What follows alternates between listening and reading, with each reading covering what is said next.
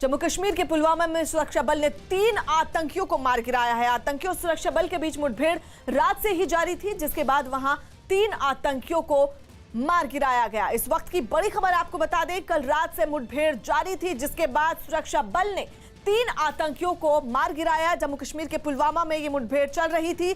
आतंकियों और सुरक्षा बल के बीच रात से ही ये मुठभेड़ जारी थी, जिसके बाद वहां 3 आतंकियों को मार गिराया गया। जम्मू कश्मीर के पुलवामा में कल रात से ये मुठभेड़ जारी थी और अब आपको अपडेट दे दें, इस मुठभेड़ के दौरान सुरक्षा बल ने 3 आतंकियों को मार गिराया है। आतंकियों और सुरक्षा बल के बीच रात से ही मुठभेड़ जारी थी, जिसके बाद 3 आतंकियों को ढेर कर दिया गया। रिफत हमारे सहयोगी इस वक्त फोनलाइन पर मौजूद है। रिफत, अभी की ताजा अपडेट क्या है?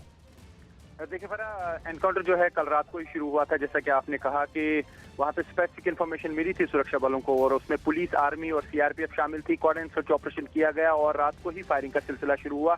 और अभी जो खबर मिल रही है, 3 मिलिटेंट मारे गए हैं इस ऑपरेशन में और कल भी 4 मिलिटेंट मारे गए थे किलोरा जो शोपियां का एरिया है। तो कुल मिला के ये कहा जा सकता है कि कल से जो है 7 मिलिटेंट मारे गए हैं साउथ कश्मीर में, 4 मिलिटेंट शोपियां में कल मारे गए और आज सुबह जो है 3 मिलिटेंट पुलवामा में मारे गए। और अभी लगातार anti militancy operation south Kashmir में जारी हैं। और आपको मालूम है कि जब कल एक पंच की जो लाश मिली थी शोपियां एरिया में, उसके बाद ही एनकाउंटर शुरू हुआ और उसमें 4 मिलिटेंट मारे गए। और पुलिस ने कहा कि उसमें वो मिलिटेंट भी शामिल था जिसने उस पंच को जो है किडनैप किया था और उसके बाद उसको मार दिया गया था। तो अभी 7 मिलिटेंटों के मारे जाने की अब खबर है। कल जो है दोपहर से लेके अभी तक अभी पुलवामा में 3 मिलिटेंट मारे गए। जी,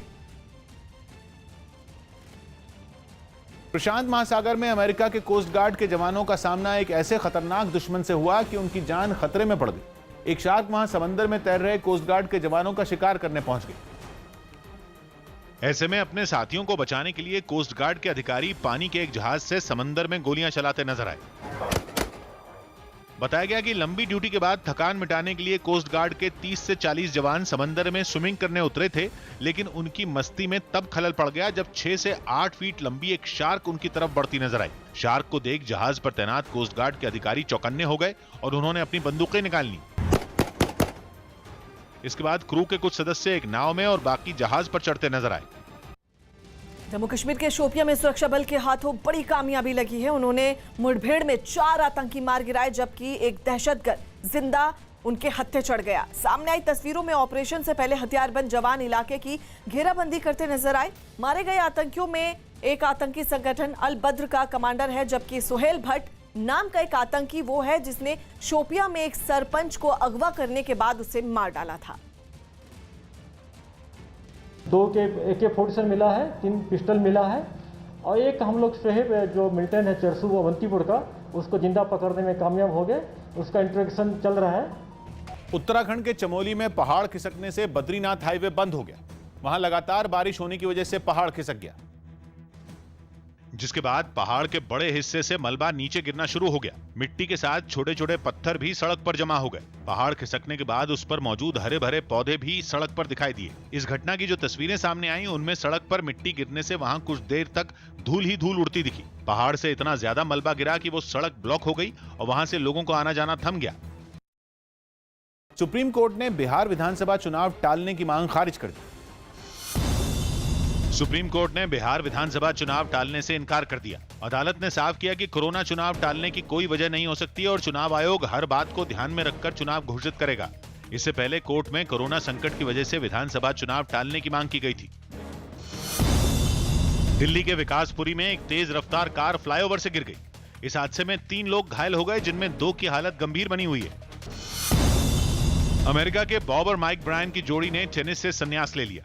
इससे पहले इन दोनों खिलाड़ियों ने यूएस ओपन में नहीं खेलने का फैसला लिया था और इसी के बाद इनकी रिटायरमेंट की अटकलें तेज हो गई थी। इन जुड़वा भाइयों ने 16 बार ग्रैंड स्लैम के खिताब अपने नाम किए हैं, जिनमें 5 यूएस ओपन भी शामिल हैं। उत्तर प्रदेश के पीलीभीत में किन्नरों ने बीच सड़क पर एक नकली किन्नर की बेरहमी से पिटाई कर दी। आरोप है कि वो आदमी नकली किन्नर बनकर इलाके में लोगों से जबरदस्ती पैसों की उगाही करता था, जिसका पता चलते ही इलाके के किन्नरों ने उसे लोगों से पैसा उगाही करते हुए रंगे हाथ पकड़ लिया और फिर बीच सड़क पर उसकी पिटाई शुरू कर दी। कोई उस पर ताबड़तोड़ डंडे चलाता दिखा तो कोई उस पर दनादन चप्पल बरसाता नजर आया। इस दौरान पिटाई खा रहा वो आदमी किन्नरों के सामने रोता रहा, चिल्लाता रहा, गिड़गिड़ाकर उनसे छोड़ देने की गुहार लगाता रहा, लेकिन इसके बाद भी किन्नरों ने उसे पीटना नहीं छोड़ा। इतना ही नहीं, गुस्से से भरे किन्नरों ने उसके कपड़े तक फाड़ दिए। काफी देर तक बीच सड़क पर किन्नर उसकी पिटाई करते रहे। इस बीच हंगामे की वजह से वहां आसपास के कई लोग जमा हो गए, लेकिन किसी ने भी किन्नरों को मारपीट करने से रोकने तक की कोशिश नहीं की। कुछ लोग तो दूर से इस पूरे बवाल का वीडियो बनाते रहे। ताइवान की राजधानी ताइपे में बिना ड्राइवर वाली बसों का सफर शुरू हो गया। ताइवान काफी वक्त से सड़कों पर बिना ड्राइवर वाली बसों को दौड़ाने की तैयारी कर रहा था और कई परीक्षणों से गुजरने के बाद इन बसों को राजधानी ताइपे की सड़कों पर उतार दिया गया। सामने आई एक तस्वीर में यात्रियों को ले जा रही एक बस बिना ड्राइवर सड़क पर सरपट दौड़ती नजर आई। वहां बैठा एक आदमी बस की हरकतों पर ध्यान रख रहा था, जबकि ये बस बिना किसी मदद के खुद ब खुद मंजिल की तरफ बढ़ती दिखी। कई तरह की खूबियों से लैस इस बस में सब कुछ ऑटोमेटिक नजर आया। बस का स्टीयरिंग अपने आप चल रहा था। उसके अंदर और बाहर हर जगह कैमरे लगे थे। इतना ही नहीं, बस के अंदर लगी एक स्क्रीन अगले स्टॉप के बीच कितनी दूरी बची है इसकी जानकारी भी देती नजर आई। 车外观有装很多感测器哈，那感测器其实都是帮助我们。 बस में सवार यात्रियों ने इस सफर को शानदार अनुभव बताया और बस की काफी तारीफ की। 我觉得这个车子的行驶的很平稳。 कई तरह के सेंसर से लैस इस बस में जीपीएस सिस्टम की जगह लिडार तकनीक का इस्तेमाल किया गया है, जिसकी वजह से ये ज्यादा सटीक तरीके से रास्तों का पता लगा सकती है। सुशांत की बैंक डिटेल से रिया चक्रवर्ती के एक और झूठ का पर्दाफाश हुआ है। रिया ने न्यूज 18 को दिए अपने इंटरव्यू में दावा किया था कि उसे या उसके परिवार को सुशांत कोई पैसे नहीं देता था, लेकिन सुशांत की बैंक डिटेल को देखें तो साफ पता चलता है कि सुशांत लाखों रुपए रिया और उसके परिवार पर खर्च करता था। इतना ही नहीं, एक कंपनी को सुशांत ने लाखों रुपए दिए थे, जिसमें एक बड़ा हिस्सा कंपनी की तरफ से रिया के अकाउंट में डाले गए थे।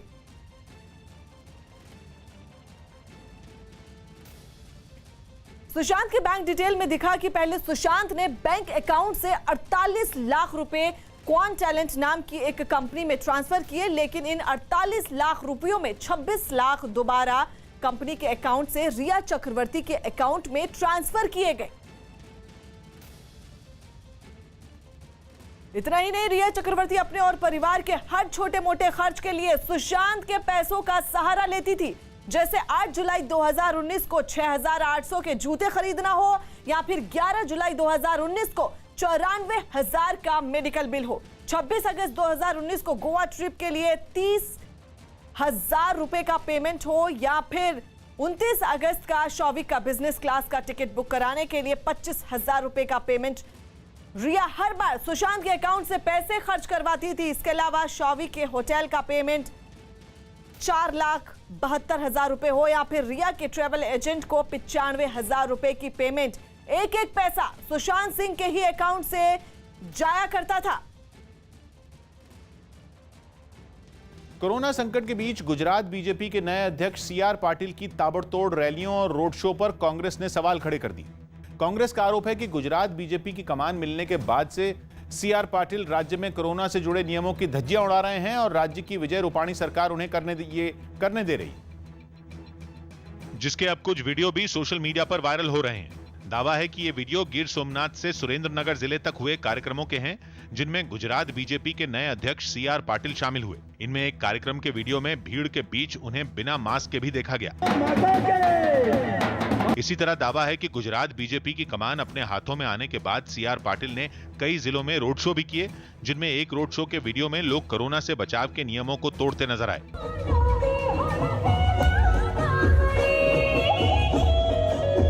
कांग्रेस का आरोप है कि ऐसे वक्त में जब कोरोना के खतरे की वजह से लोगों को बड़े कार्यक्रम आयोजित करने से रोका जा रहा है, तब गुजरात बीजेपी के मुखिया सरकारी आदेशों का मजाक बना रहे हैं। कहीं पर सोशल डिस्टेंसिंग दिखता नहीं है, मास्क वाले लोग है नहीं, लेकिन ये कानून सिर्फ और सिर्फ आम आदमी के लिए है, खास आदमी के लिए नहीं है। हालांकि बीजेपी की दलील है कि कांग्रेस बेवजह इस मुद्दे पर बखेड़ा खड़ा कर रही है। कांग्रेस रोज ने रोज जुलूस निकालती है, तब उनको सोशल डिस्टेंस का ख्याल नहीं आता। यही नहीं, खबरें तो यहां तक हैं कि कांग्रेस के विरोध के बावजूद सीआर पाटिल अब दूसरे जिलों में भी कार्यक्रम की योजना बना रहे हैं, जिसकी वजह से इस मामले ने सियासी तूल पकड़ लिया। खबरें हैं कि सीआर पाटिल बनासकांठा के अंबाजी मंदिर से अरवल्ली तक कार्यक्रम की योजना बना रहे हैं। बताया जा रहा है कि ये कार्यक्रम 3 सितंबर को अंबाजी से शुरू होकर 5 सितंबर तक चल सकते हैं, जिसके बाद अब कांग्रेस ने राज्य की बीजेपी सरकार से इन कार्यक्रमों पर रोक लगाने की मांग की। कांग्रेस सीआर पाटिल को इसलिए भी घेर रही है क्योंकि अब तक जिन जिलों में उनके कार्यक्रम हुए हैं वहां विधायकों से लेकर बीजेपी जिला अध्यक्ष और कई कार्यकर्ताओं को कोरोना हो चुका है। हालांकि बीजेपी की दलील है कि वो इन कार्यक्रमों में कोरोना से बचाव का पूरा ध्यान रख रही है। ओडिशा के जाजपुर में एक मकान चंद सेकंड के अंदर बाढ़ के पानी में समा गया। हादसे में किसी को कोई नुकसान नहीं हुआ, लेकिन घटना ने लोगों को खौफ से भर दिया। पिछले कई दिनों से हो रही भारी बारिश की वजह से वहां बहने वाली ब्रह्माणी नदी उफान पर है, जिसकी वजह से इलाकों में बाढ़ जैसे हालात पैदा हो गए हैं। कुछ इलाकों से तो डरा देने वाली तस्वीरें भी सामने आई। वहां से आई एक तस्वीर में एक मकान बाढ़ के पानी में चंद सेकंड के अंदर ही समा गया। घटना के वक्त वहां कई लोग खड़े दिखाई दिए जो मकान के पानी में समाने का मोबाइल से वीडियो बनाते हुए नजर आए। इसी तरह की एक दूसरी तस्वीर में सड़क का एक हिस्सा बाढ़ के पानी में बह गया, जिसकी वजह से नदी का पानी गाँव में तेजी से घुसता दिखा। सड़क के दोनों तरफ लोगों की भीड़ दिखाई दी। किनारे पर एक मकान भी नजर आया जिस पर अब गिरने का खतरा मंडरा रहा है। वहां से आई एक दूसरी तस्वीर में एक मकान से एनडीआरएफ के जवान रस्सी की मदद से एक महिला और उसके बच्चे को रेस्क्यू करते दिखे। ऑस्ट्रेलिया के दूसरे सबसे बड़े शहर मेलबर्न में आए एक शक्तिशाली तूफान की वजह से 56,000 घरों की बिजली गुल हो गई। तूफान की वजह से वहां 150 किलोमीटर प्रति घंटा की रफ्तार से तेज हवाएं चली, जिसने वहां भारी तबाही मचाई। तूफान की चपेट में आकर एक बच्चे समेत 3 लोगों की मौत हो गई। तूफान के बाद सामने आई तस्वीरों में बर्बादी का मंजर साफ नजर आया। तूफान से कई मकान तबाह हो गए, उनकी छतें, खिड़कियां सब टूटी नजर आईं। बड़े बड़े पेड़ जड़ समेत उखड़ गए। कई पेड़ तो मकानों और गाड़ियों के ऊपर गिरे नजर आए। तूफान में अपने आशियाने गंवाने के बाद लोगों ने इसे काफी डराने वाला अनुभव बताया। We heard a lot of wind and a lot of noise, and we looked out the window and we could see trees coming down. तूफान की वजह से वहां के 56,000 घरों की बिजली भी गुल हो गई, जिसकी वजह से वहां के लोगों को काफी परेशानी का सामना करना पड़ा। ये तूफान जहां से भी गुजरा अपने पीछे तबाही का मंजर छोड़ता चला गया। हालांकि तूफान के बाद वहां तुरंत ही राहत बचाव अभियान शुरू कर दिया गया। कई कर्मचारी सड़कों पर गिरे पेड़ साफ करते दिखाई दिए। राजस्थान के सीकर में मुठभेड़ के बाद एक इनामी बदमाश को पुलिस ने गिरफ्तार किया। राजस्थान के सीकर में पुलिस ने 10,000 के इनामी बदमाश रणवीर उर्फ मामा खुड़ी को गिरफ्तार कर लिया। पुलिस को उसके पास से हथियार भी बरामद हुए। राज्य के टॉप 10 अपराधियों में डीसीपी साहब ने इसको घोषित कर रखा था। इससे एक देसी कट्टा और एक कारतूस बरामद किया है। उत्तर प्रदेश के आजमगढ़ में पुलिस ने बीडीसी सदस्य की हत्या के मामले में फरार चल रहे 3 इनामी बदमाशों को मुठभेड़ के बाद गिरफ्तार कर लिया। बिहार के समस्तीपुर में बाइक सवार बदमाशों ने एक आदमी की गोली मारकर हत्या कर दी। इसके बाद घटना से नाराज लोगों ने हाईवे पर जाम लगा दिया। उत्तराखंड के हल्द्वानी में कैंसर मरीजों से भरे एक अस्पताल के वार्ड में सांप घुसने से हड़कंप मच गया। कांग्रेस में बदलाव की मांग पर विवाद बढ़ा। शशि थरूर को लोकसभा में पार्टी के मुख्य सचेतक कोडिकुनिल सुरेश ने गेस्ट आर्टिस्ट बताया। बिहार के सिवान में मछली खरीदने पर हुए विवाद के बाद मछली कारोबारियों ने सड़क जैम कर हंगामा किया। ओडिशा के मयूरभंज में पानी से भरी एक सड़क को जल्दबाजी में पार करना एक ट्रक ड्राइवर को भारी पड़ गया। लोगों के कई बार समझाने के बाद भी ट्रक के ड्राइवर ने बिना सोचे समझे सड़क को पार करने की कोशिश की। और जब वो तेज रफ्तार में ट्रक को लेकर निकलने लगा तो वहां खड़े लोगों ने उसे सावधानी से चलने की नसीहत भी दी। ट्रक के ड्राइवर ने सबकी बात को अनसुना कर दिया और उसी रफ्तार से आगे बढ़ गया। पानी भरे होने की वजह से उसे सड़क ठीक से नहीं दिखी और ट्रक अचानक सड़क से उतरकर वहां बह रही नदी में जा गिरा। ट्रक के नदी में गिरते ही लोगों ने शोर मचाना शुरू कर दिया। किनारे खड़े लोगों में किसी की भी हिम्मत पानी में उतरने की नहीं हुई। नदी के सैलाब में भारी भरकम ट्रक किसी तिनके की तरह बहता नजर आया। कुछ दूरी तक तो ट्रक का ऊपरी हिस्सा दिखा, लेकिन बाद में पूरा ट्रक पानी में डूब गया। बताया गया कि हादसे के दौरान ट्रक का ड्राइवर उसी के अंदर फंसा रह गया और पानी में बह गया। उत्तराखंड के हल्द्वानी में एक अस्पताल में सांप के घुस जाने से हड़कंप मच गया। करीब 7 फीट लंबे सांप को अस्पताल में देखकर मरीज और उनके परिजनों में दहशत फैल गई और अस्पताल में अफरा तफरी मच गई। इसके बाद तुरंत ही अस्पताल प्रशासन ने वन विभाग को इसकी जानकारी दी, जिसके बाद वहां पहुंची वन विभाग की टीम ने सांप को पकड़ने का काम शुरू कर दिया। काफी देर की कोशिशों के बाद आखिरकार सांप को पकड़ लिया गया और फिर उसे ले जाकर जंगल में छोड़ दिया गया।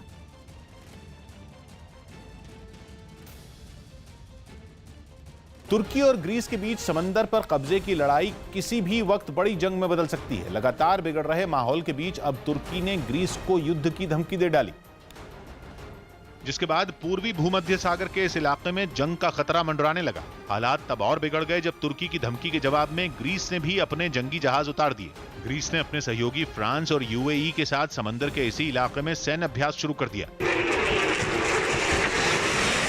यही नहीं, ग्रीस ने अपनी समुद्री सीमाओं को भी करीब 20 किलोमीटर आगे बढ़ाने का ऐलान कर दिया। Η Ελλάδα επεκτείνει την Αιγελίτιδα ζώνη προς δυσμάς από τα 6 στα 12 μίλια. ग्रीस के इस ऐलान के बाद तो तुर्की के राष्ट्रपति बुरी तरह भड़क गए। एर्दोगान ने ग्रीस को पीछे हटने या युद्ध करने की धमकी दे डाली। Hakkı olana alacaktır. Biz nasıl kimsenin toprağına दोनों देशों के बीच समंदर में कब्जे की लड़ाई नई नहीं है, लेकिन अब ये लड़ाई उस खतरनाक दौर पर पहुंच चुकी है जहां दोनों की एक छोटी सी हरकत इस इलाके को जंग के सबसे बड़े मैदान में तब्दील कर देगी। सुशांत के पूर्व जिम पार्टनर सुनील शुक्ला ने ड्रग्स मामले में पर्दाफाश करते हुए दावा किया है कि रिया सुशांत को ड्रग्स दिया करती थी।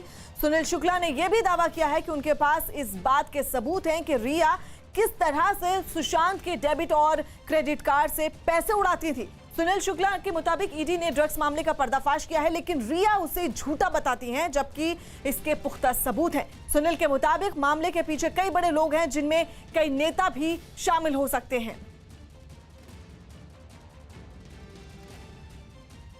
आपको कभी सुशांत ने बताया कि वो ड्रग लेते थे? कौन देता था उनको ड्रग? किस तरीके से ड्रग्स, कौन सा ड्रग लेते थे? कुछ कभी बताया? एक चीज़ समझिए, सुशांत सिंह राजपूत को 8 पैक है। ड्रग्स लेने वाले का 8 पैक बता दो मेरे को। आदमी एक प्रोफेशनल बॉडी बिल्डर जैसा वर्कआउट कर रहा है, जो ब्रूसली जैसा स्टंट्स कर रहा है, वो आदमी ड्रग्स के नशे में ये सब कर पाएगा? ये सब बनावटी चीज़ है। रिया चक्रवर्ती एक ड्रग पेडलर थी, वो ड्रग पुशर थी। ये मैं नहीं बोल रहा, मैं स्टार्ट से क्या बोलते आ रहा हूँ कि सुशांत सिंह राजपूत को नशीली चीज दी जा रही है। मैं बार बार ही उठा रहा था, मैं खुल के ड्रग्स क्यों नहीं बोल रहा था, क्योंकि लोग क्या बोलेंगे, आप कैरेक्टर असैसिनेशन कर रहे हो। 2019 का उनको मैसेज जो उनका श्रुति मोदी और जया शाह के साथ है, उसमें क्या वर्णन है कि 4 बूंद आप कॉफ़ी कैफीन में डालिए और उनको दीजिए और आधे घंटे के बाद किक आएगी। आप किस मात्रा में दे रहे थे, क्या दे रहे थे? बेचारा ट्रस्ट में ले रहा था। आप एक्चुअली उनका लाइफ ख़त्म करने के लिए आए हो। पूरा का पूरा पैसा अकाउंट से आपने लपेटी मार ली। दूसरा, मौत के बाद उसके अकाउंट से डेबिट क्रेडिट कार्ड यूज करके पैसे विड्रॉ कर रहे हो, जो आदमी गुजर गया। इससे शर्म वाली कोई बात हो सकती है? इससे बेकार बात हो सकती है? रेलवे ने नई दिल्ली रेलवे स्टेशन के पुराने ढांचे को तोड़कर उसे नई सूरत देने की योजना बनाई है, जिसके तहत नई दिल्ली रेलवे स्टेशन पर अजमेरी गेट की तरफ 40 मंजिल की 2 इमारतें बनाई जाएंगी, जिनकी पहली मंजिल पर सड़कों का जाल होगा। यानी नई दिल्ली रेलवे स्टेशन की तरफ जाने वाली सभी सड़कें पहली मंजिल से जुड़ेंगी। इससे रेलवे स्टेशन जाने वाले लोगों को तो फायदा होगा ही, साथ ही जिन लोगों को स्टेशन के दूसरी तरफ घूमकर जाना पड़ता है, वो भी बिना रुके स्टेशन को ऊपर से पार कर सकेंगे। इसके अलावा इन इमारतों में hotel, restaurant, multi level parking और दुकानें भी होंगी। बताया गया कि इस योजना पर 6,200 करोड़ रुपए का खर्च आएगा और अगले 4 से 5 साल में इसके पूरा होने की उम्मीद है। इसमें हम लोग चाहते हैं कि वर्ल्ड क्लास स्टेशन बने और इसमें बहुत बड़ा इसमें कमर्शियल स्पेस, ऑफिस स्पेस ये सब आने वाला है। प्रधानमंत्री नरेंद्र मोदी झांसी में रानी लक्ष्मीबाई केंद्रीय कृषि विश्वविद्यालय का लोकार्पण करेंगे। दिल्ली से ही बटन दबाकर वो छात्रों को ये सौगात देंगे। इसके बाद प्रधानमंत्री मोदी छात्रों से बात भी करेंगे। बताया जा रहा है कि इस कार्यक्रम में देश भर के 50,000 लोग ऑनलाइन शामिल होंगे और इसके साथ ही कार्यक्रम में सीएम योगी और कृषि मंत्री भी ऑनलाइन शामिल होंगे। यूपी के मऊ में बीएसपी विधायक और बाहुबली नेता मुख्तार अंसारी के एक बूचड़खाने की इमारत को गिरा दिया गया। सरकारी एजेंसियां इमारत को गिराने के लिए पुलिस की कई टीमों के साथ कुसाद लेकर पहुंची और बूचड़खाने की इमारत को मशीनों की मदद से गिरा दिया गया। एहतियातन पुलिस वाले भी बुलेट प्रूफ जैकेट और हेलमेट पहनकर पहुंचे थे। हालांकि सरकारी अधिकारियों को इमारत गिराने में कोई परेशानी नहीं हुई। मशीनों के जरिए बूचड़खाने की एक-एक दीवार और छतों को गिरा दिया गया। धूल का गुबार हवा में उड़ता दिखा और मुख्तार अंसारी का एक और निर्माण धूल में मिल गया। आरोप है कि ये इमारत खेती की जमीन पर बनाई गई थी। इससे एक दिन पहले ही लखनऊ में मुख्तार अंसारी के परिवार की 2 इमारतों को ढहाया गया था। पंजाब विधानसभा के बाहर आम आदमी पार्टी के विधायकों ने पीपीई किट में प्रदर्शन किया। कोरोना संकट के बीच पंजाब विधानसभा का एक दिन का सत्र आयोजित किया गया, लेकिन स्पीकर ने कुछ विधायकों को सदन में आने से रोक दिया। दावा है कि ये सभी पिछले दिनों कुछ कोरोना पॉजिटिव पाए गए विधायकों के संपर्क में आए थे। आम आदमी पार्टी के विधायकों ने स्पीकर के इस फैसले पर नाराजगी जताई और पीपीई किट पहनकर विधानसभा के बाहर प्रदर्शन किया। साथ ही उन्होंने आरोप लगाया कि कोरोना के बहाने राज्य सरकार जानबूझकर विपक्ष की आवाज दबा रही है। आरजेडी नेता तेजस्वी यादव के निजी सचिव संजय यादव कोरोना की चपेट में आ गए। इसके बाद उनके संपर्क में आए तेजस्वी यादव ने भी खुद को क्वारंटीन कर लिया। साथ ही उन्होंने पार्टी नेताओं के साथ बैठक समेत अपने सभी कार्यक्रम रद्द कर दिए। जापान के प्रधानमंत्री शिंजो आबे ने अपने पद से इस्तीफा दे दिया। उन्होंने खराब सेहत की वजह से पद छोड़ने का फैसला लिया। इससे पहले 2007 में अपने पहले कार्यकाल के दौरान भी बीमारी की वजह से उन्हें इस्तीफा देना पड़ा था। महिला फुटबॉल चैंपियंस लीग में लियोन की टीम ने पीएसजी को हरा दिया और लगातार 5वीं बार फाइनल में पहुंच गई। चैंपियंस लीग का फाइनल मुकाबला रविवार को खेला जाएगा, जिसमें लियोन और वुल्फ्सबर्ग की टीमें आमने सामने होंगी। छत्तीसगढ़ की कवर्धा में नदी में फंसे एक 65 साल के बुजुर्ग को पुलिस के एक जवान ने रेस्क्यू ऑपरेशन चलाकर सुरक्षित बचा लिया। बताया गया कि बुजुर्ग नदी पार करने के दौरान तेज बहाव में फंस गए थे, लेकिन नदी में बहने के बाद वो आगे जाकर झाड़ियों में फंस गए। फौरन बुजुर्ग के नदी में फंसे होने की जानकारी पुलिस को दी गई, जिसके बाद पुलिस के कई जवान वहां फौरन पहुंच गए। इसके बाद नदी में फंसे बुजुर्ग को निकालने के लिए रेस्क्यू ऑपरेशन शुरू किया गया। जिस जगह बुजुर्ग फंसे थे वहां पहुंचना किसी चुनौती से कम नहीं था, क्योंकि नदी का बहाव इतना तेज था कि उसमें उतरते ही कोई भी तिनके की तरह बह जाए। बाद में किसी तरह पुलिस के जवान पेड़ों पर रस्सी बांधकर बुजुर्ग तक पहुंचे। इसके बाद उन्हें रस्सी की मदद से निकालने का काम शुरू किया गया। धीरे धीरे बुजुर्ग रस्सी की मदद से आगे की तरफ बढ़ते रहे। नदी के तेज बहाव में वो बह न जाए, इसके लिए 2 लोग उनके साथ चलते नजर आए, जबकि कुछ लोग दूसरी तरफ रस्सी को पकड़कर खड़े दिखे। बाद में धीरे धीरे पुलिस के जवानों ने बुजुर्ग को नदी से सुरक्षित बाहर निकाल लिया।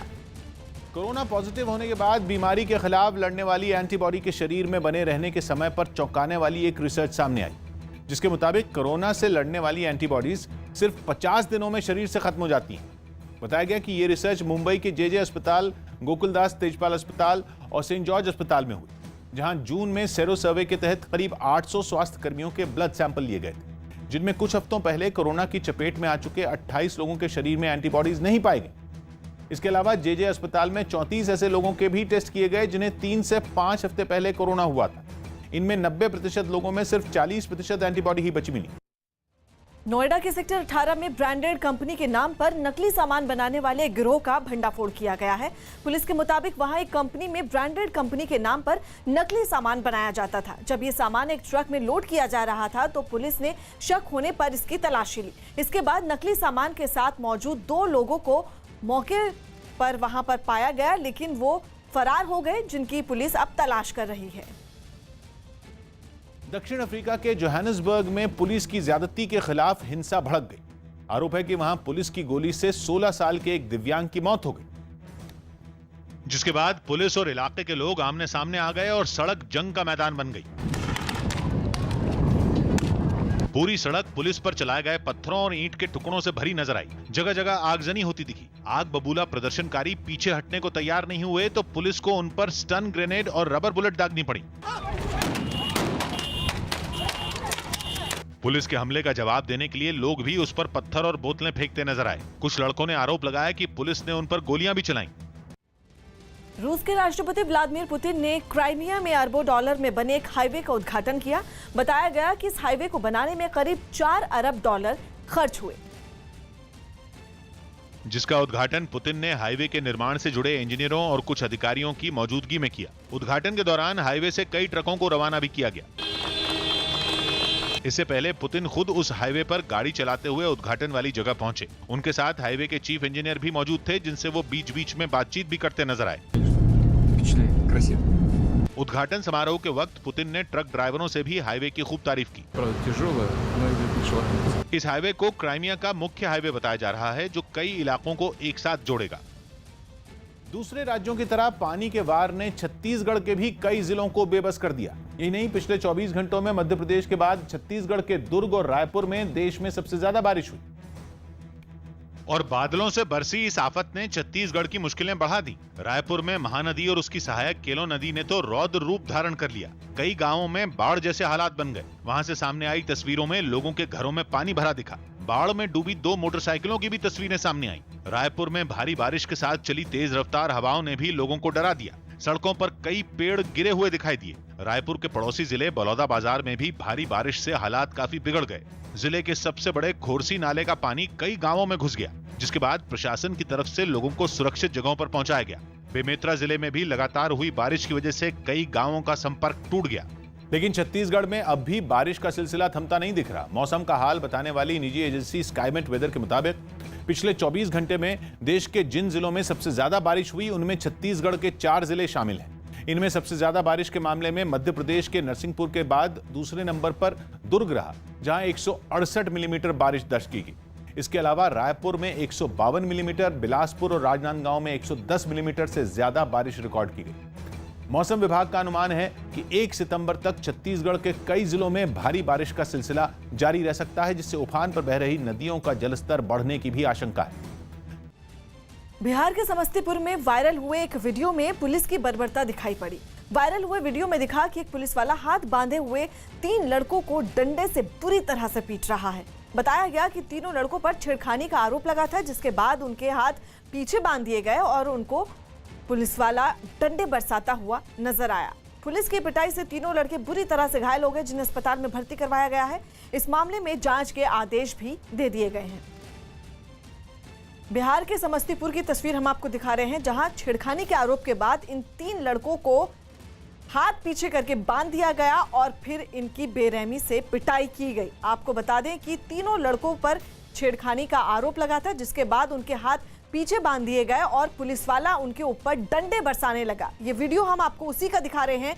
पुलिस की पिटाई से तीनों लड़के बुरी तरह से घायल हो गए हैं, जिन्हें अस्पताल में भर्ती करवाया गया है और इस पूरे मामले में जांच के आदेश भी दे दिए गए हैं। रूस में चल रहे इंटरनेशनल मिलिट्री एक्सपो में रूस समेत कई देशों ने अपनी ताकत दिखाई। चीन, बेलारूस और अल्जीरिया जैसे कई देश इस कार्यक्रम में भाग ले रहे हैं, जिन्होंने इस एक्सपो में कराई गई टैंक रेस में भी हिस्सा लिया। किसी देश ने अपनी टैंक की रफ्तार का लोहा मनवाया तो किसी ने उसकी फुर्ती और मजबूती का प्रदर्शन किया। रूस का टैंक तो उबड़ खाबड़ रास्ते पर भी बिना किसी दिक्कत के तेजी से दौड़ता नजर आया। वहीं बेलारूस के टैंक ने पानी से भरे रास्ते को पार करके बाकी देशों को लाजवाब कर दिया। एक्सपो में देशों की नौसेनाओं की भी ताकत दिखाई गई, जहां रूस ने अपने पानी के एक जहाज से हवा में मिसाइल दागकर शक्ति प्रदर्शन किया। राजस्थान के टोंक में पुलिस की सख्ती के खिलाफ लोगों ने हंगामा किया। राजस्थान के टोंक में कोरोना के नियमों की अनदेखी के आरोप में पुलिस ने सख्ती बरती, जिसके बाद लोगों ने हंगामा शुरू कर दिया। उत्तर प्रदेश के आगरा में भारी बारिश की वजह से परतापुर थाने में पानी भर गया, जिससे पुलिस वालों की परेशानी बढ़ गई। हैदराबाद में मामूली विवाद पर एक रिटायर्ड सैनिक ने दूसरे पक्ष को डराने के लिए हवा में फायरिंग की, जिसका वीडियो वायरल हो गया।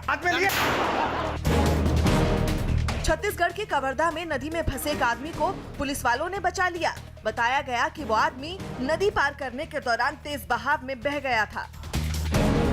उत्तर प्रदेश के पीलीभीत में कुछ किन्नरों ने बीच सड़क पर एक नकली किन्नर की बेरहमी से पिटाई कर दी। आरोप है कि वो आदमी नकली किन्नर बनकर इलाके में लोगों से पैसे मांग रहा था। कोरोना की वजह से मानसून सत्र में सांसदों के लिए खास नियम बनाए गए। संसद का मानसून सत्र अगले महीने से शुरू होने वाला है, जिसमें शामिल होने वाले सांसदों को कुछ विशेष नियमों का पालन करना होगा। मानसून सत्र के शुरू होने से 72 घंटे पहले सभी सांसदों और कर्मचारियों का कोरोना टेस्ट किया जाएगा और संसद में भी नियमित जांच की व्यवस्था की जाएगी। इसके अलावा सिक्योरिटी जांच में 2 गज की दूरी का ख्याल रखा जाएगा, ताकि एक शख्स का संपर्क दूसरे से न हो। साथ ही सत्र के दौरान इन्फेक्शन के खतरे को कम करने के लिए स्पीकर सभी पार्टियों से राय लेंगे। मध्य प्रदेश के डिंडोरी में नर्मदा नदी के उफान पर आने से उसके किनारे पर बने तमाम मंदिर और घाट पूरी तरह से पानी में डूब गए। पिछले कई दिनों से लगातार हो रही भारी बारिश की वजह से नदी का जलस्तर लगातार बढ़ रहा है, जिसकी वजह से किनारे पर मौजूद मंदिर और घाट पानी में डूब गए। शहर से जो तस्वीरें सामने आई, उनमें एक तस्वीर में नर्मदा नदी के किनारे बने तमाम छोटे छोटे मंदिर पानी में समाये नजर आए। कुछ मंदिर आधे डूबे दिखे तो कुछ मंदिर ऐसे भी दिखाई दिए जिसका सिर्फ ऊपरी हिस्सा ही नजर आ रहा था। इतना ही नहीं, नदी के घाट पर लोगों के बैठने के लिए लगाई गई कई बेंच पानी में डूबी दिखी। लगातार हो रही भारी बारिश की वजह से नर्मदा नदी उफनती दिखी। देखने से ऐसा लगा जैसे नदी किनारों को तोड़कर शहर में घुस रही हो। वहां से आई एक दूसरी तस्वीर में नर्मदा नदी पर बने पुल पर पुलिस और एनडीआरएफ के जवान तैनात दिखे। इसी तरह पुलिस के कुछ जवान नदी के किनारे पर मुस्तैद नजर आए। नर्मदा का स्तर बढ़ा हुआ है, जल स्तर, इसके कारण कस्बा में लगातार पेट्रोलिंग करने की और पुल के पास लगातार पेट्रोलिंग करने की, बल तैनात करने की आदेश दिए गए हैं। नर्मदा नदी के बढ़ते जलस्तर को देखते हुए प्रशासन ने शहर के लोगों से नदी के नजदीक नहीं जाने की अपील की है। Singing reality show Indian Idol में भाग ले चुकी रेणु नागर के प्रेमी की मौत के बाद राजस्थान के अलवर में उसके परिवार वालों ने अस्पताल के बाहर जमकर हंगामा किया। बताया गया कि गायिका के प्रेमी की जहर खाने से मौत हुई, जिसके बाद उसके घर वाले उस अस्पताल के बाहर पहुंचे जहां लड़के की मौत हुई। उन्होंने खूब बवाल किया। रेणु नागर ने टॉर्चर किया था मेरे भाई को। अच्छा, ठीक है ना, मैं तेरा साथ यहाँ तक निभाने वाली हूँ, आगे नहीं निभाने वाली। हंगामे की जानकारी मिलते ही कुछ पुलिस वाले अस्पताल के बाहर पहुंच गए और गुस्साए लोगों को शांत कराते नजर आए। साथ ही उन्होंने जैम के हालात को बनने से रोकने के लिए वहां जमा हुई भीड़ को हटाने का काम शुरू कर दिया। वहीं अस्पताल के एक डॉक्टर ने भी दावा किया कि उन्होंने लड़के की जिंदगी बचाने के लिए हर मुमकिन कोशिश की। उनको सपोर्ट दिया और काफी मेहनत की और उसके बाद वो उनकी मृत्यु हो गई। लड़के के घर वालों ने गायिका के परिवार वालों और डॉक्टरों पर मिलीभगत का आरोप लगा दिया। आतंकवाद के मुद्दे पर विदेश मंत्री ने पाकिस्तान को घेरा। विदेश मंत्री एस जयशंकर ने आतंकवाद के मामले में पाकिस्तान पर निशाना साधा। उन्होंने आरोप लगाया कि पाकिस्तान खुद को आतंकवाद से पीड़ित दिखाने की कोशिश करता है, जबकि वो खुद आतंकवाद को बढ़ावा दे रहा है। जम्मू कश्मीर के शोपियां में सुरक्षा बल ने मुठभेड़ में 4 आतंकियों को मार गिराया, जबकि एक आतंकी ने सरेंडर कर दिया। मारे गए आतंकियों के पास से सुरक्षा बल ने हथियार भी जब्त किए। सुप्रीम कोर्ट में एक याचिका दाखिल की गई जिसमें राज्यों में अल्पसंख्यक समुदाय की पहचान के लिए एक नीति बनाने की मांग की गई। इस मामले में सुनवाई के बाद कोर्ट ने केंद्र सरकार से जवाब मांगा। खबर है कि यूएई पहुंची चेन्नई सुपर किंग्स के 12 सदस्य कोरोना पॉजिटिव मिले, जिनमें एक गेंदबाज भी शामिल है। ये मामला सामने आने के बाद चेन्नई सुपर किंग्स का क्वारंटीन समय बढ़ा दिया गया है। गौतम बुद्ध नगर में तेज रफ्तार ने 2 लड़कों की जान ले ली। बताया गया कि एक स्पोर्ट बाइक पर 2 लोग काफी तेज रफ्तार से आ रहे थे और तभी उनकी बाइक डिवाइडर से टकरा गई। डिवाइडर से टकराते ही बाइक बुरी तरह से टूट गई और दोनों लड़के सड़क पर गिर पड़े। पुलिस के मुताबिक दोनों की मौके पर ही मौत हो गई। महाविकास अघाड़ी यानी कांग्रेस, शिवसेना और एनसीपी गठबंधन में खींचतान की खबरों के बीच पुणे में देवेंद्र फडणवीस और अजीत पवार को 10 महीने बाद एक साथ मंच पर देखा गया। दोनों नेता पुणे में कोरोना मरीजों के लिए बने 200 बिस्तरों के एक नए अस्पताल के उद्घाटन पर साथ दिखे। लेकिन उद्घाटन से ज्यादा चर्चा अजीत पवार और देवेंद्र फडणवीस की मुलाकात ने बटोरी। दोनों नेताओं ने पिंपरी चिंचवड में पुणे नगर निगम के नए अस्पताल का उद्घाटन किया। पुणे नगर निगम की सत्ता में वैसे तो बीजेपी काबिज है, लेकिन मेयर की तरफ से उद्घाटन के लिए देवेंद्र फडणवीस के साथ राज्य के उप मुख्यमंत्री अजीत पवार को भी बुलाया गया। दोनों नेताओं ने अस्पताल का दौरा भी किया और सुविधाओं के बारे में भी जानकारी ली। इसके बाद अस्पताल के उद्घाटन के मौके पर वहां एक कार्यक्रम भी हुआ, जिसमें अजीत पवार के दिए एक बयान ने सबका ध्यान अपनी तरफ खींचा। त्याच्यात नुसतं आम्ही दोघं कार्यक्रमाला एकत्र येणार की कालपासून ब्रेकिंग न्यूज, अजित पवार और देवेंद्र फडणवीस साहब कार्यक्रमाला एकत्र येणार। अजीत पवार और देवेंद्र फडणवीस 10 महीने बाद एक साथ मंच पर दिखे। 10 महीने पहले जब बीजेपी ने अजीत पवार के साथ मिलकर महाराष्ट्र में सरकार बनाई थी, तब देवेंद्र फडणवीस और अजीत पवार को साथ देखा गया था। वो सरकार कुछ ही दिन में गिर गई थी, लेकिन एक बार फिर अजीत पवार और फडणवीस के साथ दिखने से राज्य में सियासी सुगबुगाहट शुरू हो गई। अमेरिका के न्यू हैम्पशायर में एक चुनावी रैली में भाषण देने के लिए स्टेज पर चढ़ने के दौरान अमेरिका के राष्ट्रपति डोनाल्ड ट्रंप लड़खड़ा गए। इस दौरान बड़ी संख्या में उनके समर्थक स्टेज के नीचे उनका इंतजार करते दिखे। कुछ समर्थक हाथ में पोस्टर लिए हुए भी नजर आए, जिन पर डोनाल्ड ट्रंप के समर्थन में नारे लिखे थे। इसके बाद अपने समर्थकों के समर्थन से उत्साहित डोनाल्ड ट्रंप ने वहां जोरदार भाषण दिया।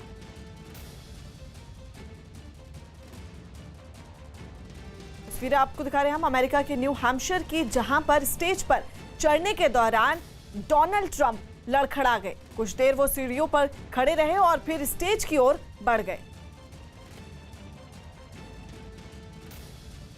अमेरिका में रिपब्लिकन पार्टी की तरफ से डोनाल्ड ट्रंप को दूसरी बार राष्ट्रपति पद का उम्मीदवार घोषित करने पर सैकड़ों लोगों ने जोरदार प्रदर्शन किया। इस दौरान कोरोना वायरस और अफ्रीकी मूल के एक अमेरिकी नागरिक पर गोली चलाने का मुद्दा छाया रहा।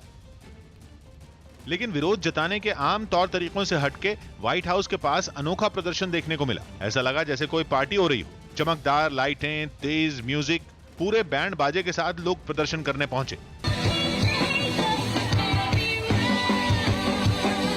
लोगों ने गले फाड़ फाड़ कर शोर मचाया ताकि व्हाइट हाउस के अंदर भाषण दे रहे डोनाल्ड ट्रंप की आवाज दब जाए।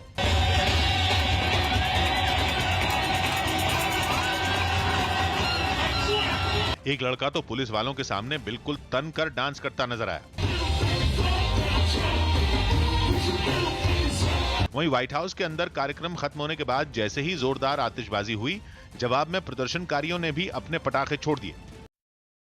देश भर में जारी बहस के बीच सुप्रीम कोर्ट ने साफ कर दिया कि विश्वविद्यालयों की फाइनल ईयर की परीक्षाएं होंगी। इस मामले में सुप्रीम कोर्ट ने अपने फैसला सुनाते हुए 30 सितंबर तक परीक्षाएं कराने के यूजीसी के सर्कुलर पर मोहर लगा दी। इसका मतलब है कि कोरोना या किसी भी वजह से विश्वविद्यालयों की फाइनल ईयर की परीक्षाएं टाली या रद्द नहीं की जा सकती।